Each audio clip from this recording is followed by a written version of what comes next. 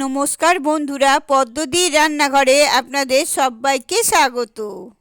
আজকের আমি পেঁয়াজকলির আরেকটি রেসিপি নিয়ে হাজির হয়েছি। সেটা হলো চিংড়ি পেঁয়াজকলির চচ্চড়ি। আসুন দেখে নিন চিংড়ি পেঁয়াজকলির চচ্চড়িতে কি কি লাগছে। এখানে আমি 200 গ্রাম মতো চিংড়িকে ভালো করে ধুয়ে নুন হলুদ মাখিয়ে রেখেছি। নিয়েছি এখানে পেঁয়াজকলি 300 গ্রাম মতো, সেগুলোকে এরকম ছোট ছোট পিস করে কেটে রেখেছি।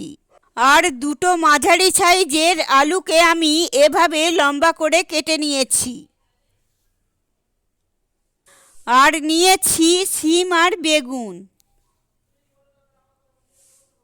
মশলায় নিয়েছি 1.5 চামচ নুন, 1 চামচ চিনি, 1 চামচ হলুদ গুঁড়ো, 1 চামচ লঙ্কার গুঁড়ো। আর ফোড়নের জন্য নিয়েছি 1 চামচ কালো জিরে। আর লাগছে 4টে কাঁচা লঙ্কা। রেসিপিটি আমি সরষের তেলেই করব। আসুন দেখে নিন আমি কি করে করছি এই চিংড়ি পেঁয়াজকলির চচ্চড়ি।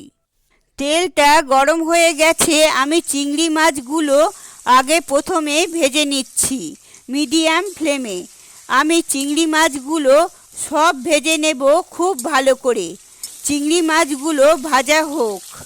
চিংড়ি মাছগুলো ভাজা হয়ে গেছে, আমি তুলে নিয়েছি। এবার ওই তেলেতেই ফোড়ন দেব কালো জিরে। এবার আলুগুলোকে আমি এখানে দিয়ে দেব। আলুগুলো একটু নাড়াচাড়া করে তারপর পেঁয়াজকলি শিম বেগুনগুলো দেব।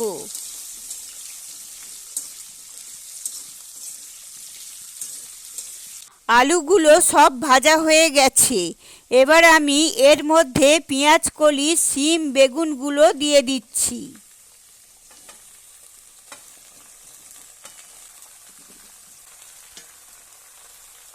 পেঁয়াজকলি শিম বেগুনটা একটু ভাজা হবে, তারপর আমি মশলা অ্যাড করব।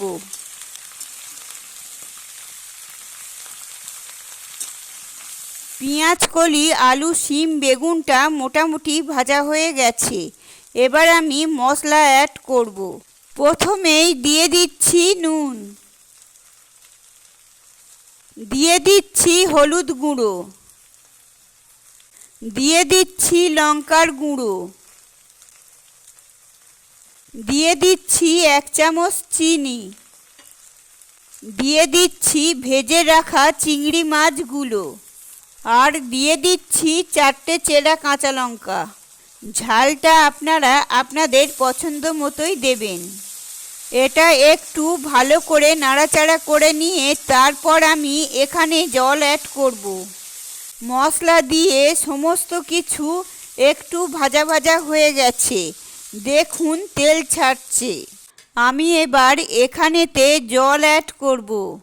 2 কাপ মতো জল আমি এখানে অ্যাড করলাম। এবার কিছুক্ষণ হতে দেব। এটা শুকনো শুকনো গামাখা গামাখা হবে, এটা খেতে খুবই ভালো লাগে।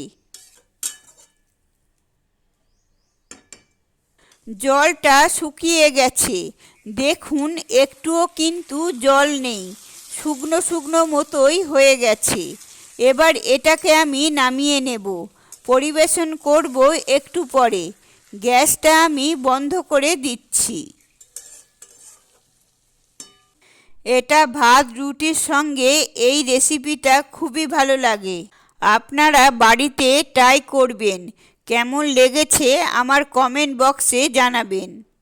আজকের রেসিপিটা যদি আপনাদের ভালো লেগে থাকে তাহলে অবশ্যই লাইক করবেন, কমেন্ট করবেন আর বন্ধুদের সাথে শেয়ার করে দেবেন। আর আমার চ্যানেলে নতুন বন্ধু হয়ে থাকলে চ্যানেলটি সাবস্ক্রাইব করে দেবেন। পাশে থাকা বেল আইকনটি প্রেস করে দেবেন, কারণ আমি যখনই নতুন কোনো রেসিপি আপলোড করব সবার আগে আপনাদের কাছে পৌঁছে যাবে। আপনারা সবাই ভালো থাকবেন, সুস্থ থাকবেন। ধন্যবাদ।